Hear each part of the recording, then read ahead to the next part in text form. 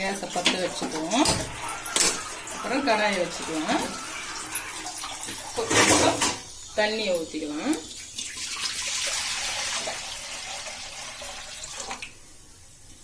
இப்போ நம்ம ஆட்டுக்குடலை தண்ணி ஊற்றியாச்சு. நம்ம இப்போ கொஞ்சம் உப்பு போட்டுக்கலாம். அதுக்கப்புறம் நம்ம ஒரு அலசி வச்ச ஆட்டுக்குடலை போட்டுக்கலாம்.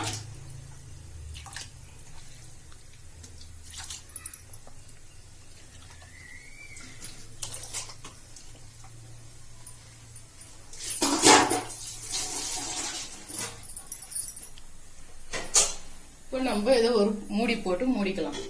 ஒரு வேக்காடு வந்ததும் எடுத்து அப்புறம் கிளீன் பண்ணலாம். நம்ம இப்போ 5 நிமிஷம் வேக வச்சிட்டோம்.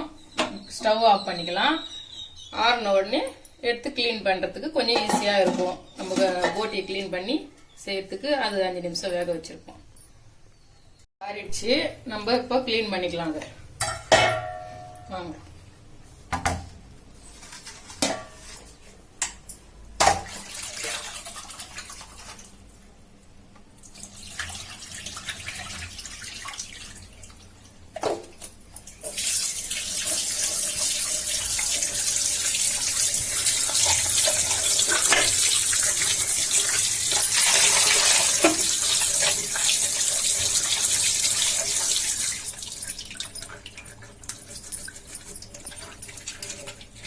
இந்த மாதிரி நல்லா சொரிஞ்சு எடுத்துக்கணுமா? அப்பதான் கிளீனா வருமா? ஆமா,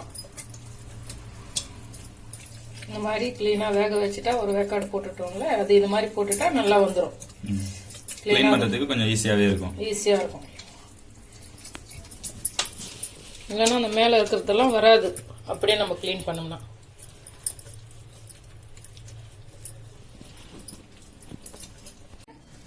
அரிஞ்சிட்ட பிறகு ஒரு அலசணும்.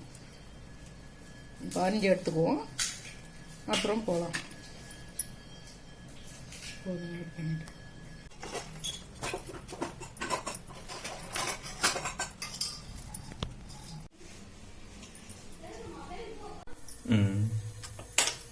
இப்போ நம்ம இந்த குடல் தொக்கு செய்ய போறோமா? ஆட்டு குடல் தொக்கு. ஆமா, செய்ய போறோம். இந்த தொக்கு செய்ய நம்ம என்னென்ன எடுத்திருக்கோம்? கடுகு, வெங்காயம், தக்காளி, உப்பு, மிளகாத்தூள், கறி மசாலா தூள், கருவேப்பிலை, இஞ்சி பூண்டு. இது என்ன வீட்லயே செஞ்ச கறி மசாலா தூளா? ஆமா, எல்லாமே வீட்ல. ஓ, ஹோம் மேட். ஓகே. இப்போ நம்ம எப்படி ஸ்டார்ட் பண்ணலாமா? ஸ்டார்ட் பண்ணலாம். ஃபர்ஸ்ட் கடாயை வச்சு நல்லா சூடு பண்ணிக்கிறீங்க. ஆமா, நல்லா காஞ்சிடணும் கடாய். கடாய் நல்லா காஞ்சாதான் எண்ணெய் இல்லைன்னா வெடிக்கும். ஓ, அந்த தண்ணியோட துளிகள்லாம் வந்து நல்லா காயணும். இப்போ காஞ்சிருச்சுன்னு நினைக்கிறேன். எண்ணெய் ஊத்தலாம். ஓகே.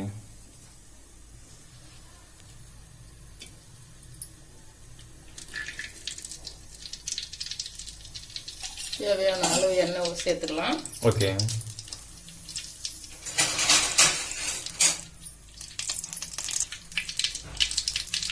எண்ணெய் நல்லா இப்போ காஞ்சிருச்சு. இப்போ கொஞ்சம் கடுகு சேர்த்துக்கலாம். ஓகே, கடுகு போட்டாச்சு. கடுகு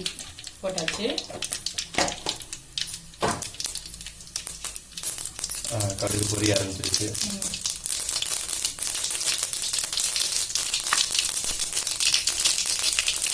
கடுகு பொரிஞ்சது வெங்காயத்தை சேர்த்துக்கலாம். இப்போ கருவேப்பிலை சேர்த்துக்கலாம். ஓகே.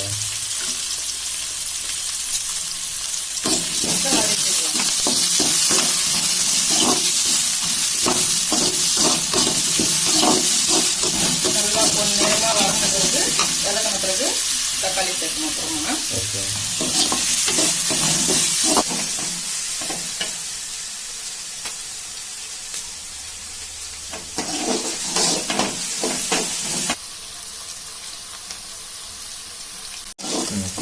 நல்லா வெங்காயம் வதங்கி வந்துருச்சு.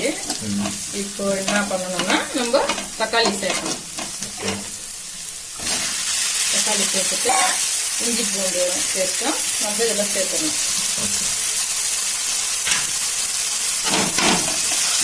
சேர்த்து வதக்கிட்டு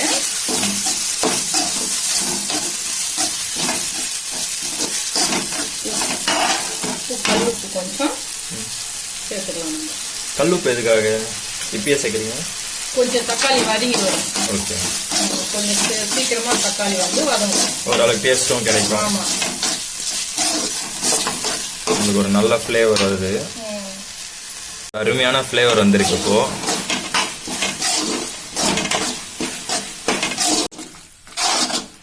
மிளகாத்தூள், கறி மசாலாலாம் இப்போ நான் சேர்த்து நம்மளுக்கு ஃப்ளேவர் கிடைச்சிருச்சு பயங்கரமா. இப்போ நம்ம ஒரு கப் தண்ணி சேர்த்துக்கலாம். ஓகே.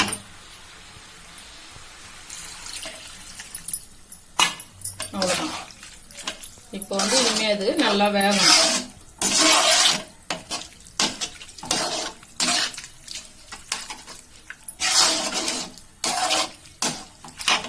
ஓகே, வெந்ததுக்கு அப்புறம் ஃப்ளேவர் எப்படி இருக்குன்றதை நம்ம பார்க்கலாம். இந்த அளவுக்கு குழம்பு ரெடியா இருக்குன்னு. வாவ், ஆட்டுக்குடல் குருமா தொக்கு பயங்கரமா தான் இருக்கு. இன்னும் கொஞ்சம் நல்லா வேகணும். ஏன்னா வந்து இந்த அளவுக்கு தண்ணி இருக்க கூடாது தொக்கு. இன்னும் நல்லா கிரேவி மாதிரி ஆகும். தொக்கா ஆகணும். குடல் கொஞ்சம் எப்பவுமே கொஞ்சம் அதிக நேரம் கொடுக்கும் வேகிறதுக்கு. நல்லா வெந்தாதான் நம்ம சாப்பிட்றதுக்கு சாஃப்டா இருக்கும். ஓகே. இன்னும் ஒரு 5 நிமிஷம் வேக வச்சுக்கலாம். ஓகே. முடியும். ஃபைனலா ஆட்டுக்குடல் தொக்கு ரெடி ஆயிடுச்சு. இது 25 நிமிஷம் இப்படியே வெந்திருக்கு. இந்த மாதிரி டேஸ்டா குருமா செய்யணும்னா, ஆட்டு தொக்கு செய்யணும்னா நீங்க 25 நிமிஷம் வேக வச்சீங்கன்னா உங்களுக்கு பர்ஃபெக்டா கிடைச்சிடும். Thank you. Like, share and subscribe பண்ணிடுங்க.